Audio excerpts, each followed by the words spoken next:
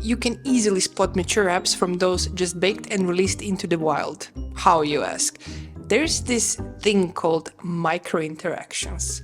Once you put reasonable effort into crafting micro-interactions, your app will level up in the eyes of its users. Do you want to learn this game-changing craft? Yes? Good, I will teach you a thing or two about it. Instead of wearing your ears off about micro-interactions, I will show you my favorite example. Things app is one of the best to-do apps out there for years. Even though they had a big revamp years ago, it's still more delightful to use opposed to many competitors that popped in the meantime. There are bazillions of to-do and planner apps on the App Store, so why this one got an Apple Design Award and is among the favorite to-do apps? Let's see a few interactions and compare them to some other popular competitors. For competitor apps, I chose Trello, Todoist, TickTick and Minimalist as something that's like fairly new. This list is composed of apps that have been available for years, some are less, some even went through acquisitions. Let's start with mission number 1, adding a new to-do. I mean, this sounds simple, right? Well, I wouldn't be so sure. Let's rate and observe delightfulness.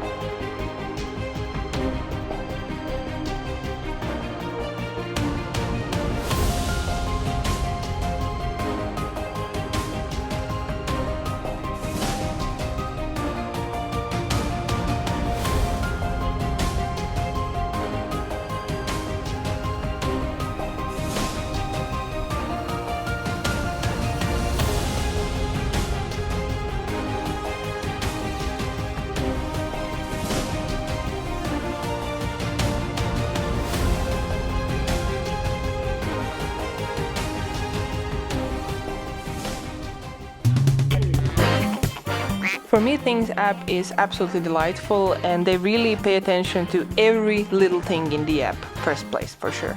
TickTick is an impressive app with amazing features. I previously used it for a little bit and enjoyed it, but somehow I kept forgetting to check my tasks there, so yeah, I didn't stick to it. Visually, it's not impressive as Things, so this is why I give it a second place. Otherwise, it's one of the best apps out there for to-dos. Todoist is amazing, but it misses more refined interface to be absolutely delightful. Features are equally amazing as in TickTick, hence third place. Visually and feature-wise, Trello is obsolete. Design never really changed and it just degraded when Atlassian acquired it. Just because the point of the app is to be simple, it doesn't mean that it should be lacking delightfulness. It feels like a weekend project. So now that we observed what is delightful, we need to figure out how to add delightfulness into our design process. There is not a simple formula that works for all. Of course, it always depends on a company, your team, resources, skills to start with, and so on. One thing that you can do is learn a little bit about animation. Little subtle movements really make a difference in every product. Imagine, a small movement on a carousel can easily replace coach marks or tooltips. So much more elegant if you ask me. So now we also learned that motion can sometimes be an UX pattern. Figma prototyping gives a great start for exploring ways to make your design delightful because their animation features are very capable. If you want to go to a next level, you should look into apps like Prototype, Principle, even Jitter. I would mention After Effects here, but that tool is totally an overkill for motion design that doesn't involve illustrations with complex movements. Whatever you decide to use is a great start, because with static design, such as frames in Figma or Sketch or whatever, you can't really illustrate every piece of the movement. You might feel quite excited about incorporating animation in your designing, but these are sprinkles that come on top of a solid design, so please do remember to be consistent and predictable. Figure out first spacings and typography before diving into motion. For the last part of this tutorial, let's open Figma designs I have for my hopefully future app and see how we can spice it up with motion using Figma Smart Animate feature. Our task for today is to animate going from dashboard to new. And plus will be the trigger for that animation. So what you might do is just drag the noodle to a new view, and you will probably have something like instant, and then when you play it, that's it. It's very boring, not delightful at all. So what I want to do is I want to use Smart Animate over here. That's all right here. Now we need to adjust designs. It's not just clicking Smart Animate and expecting Figma to figure out everything for us. So over here, we have something called container 1. So this is this container, and container 2 is here in the list over here. So we also need to pay attention to hierarchy of the frames.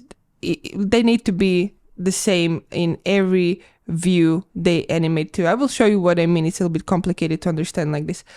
So I want this container 1 to animate in this next view in a way that it collapses. You will see what I mean. So I will first select this option over here. Then we're gonna push it up. Something like here. And now I'm gonna go to my auto layout and just collapse it like this. It can be like this. And then I'm gonna reduce the opacity to 0%. All right. So what this is gonna do is it's gonna animate this list over here in a very nice way. Let's see how that works. See how animation now happens over here? It's really nice. But what I noticed is I actually want to retain the height. So let's try again. Beautiful, so much better. Now we want to do the same with this container over here, with this form. So we need to say what's the initial starting point. So we're gonna paste this in the first frame, and then we're gonna align it. Okay, now it's aligned. It's very hard to see, so I'm gonna hide this view for a second. Not view, but frame. Okay, so what I'm gonna do here in container 2, we can just reduce the opacity, or we can... Why is this not moving? That's weird. Because we have a list inside. Okay. Then we need to animate this. We can leave it like this, and then... Oh my god, I'm saying this way too many times. It's weird to record tutorials. Anyways, let's put opacity to 0. Let's turn this first one. Okay, let's go to prototype. Let's see what happens. This is interesting. So because the starting point for this like this rows over here is collapsed, then it will actually animate from here to here. And this list over here, because it's already expanded, it will animate into collapsing. This is why this animation is so smooth. It looks really nice. And then what we can do over here is, so we have this top part, it can stay the same, but this part I would like to animate. So let's first clear up. We will lock the frame so I can select things. I want this to move in, so I'm gonna copy it to the first frame. Make position absolute, align it. Okay, so I want it to slide. So I'm gonna move it outside. like this, then let's see what happens.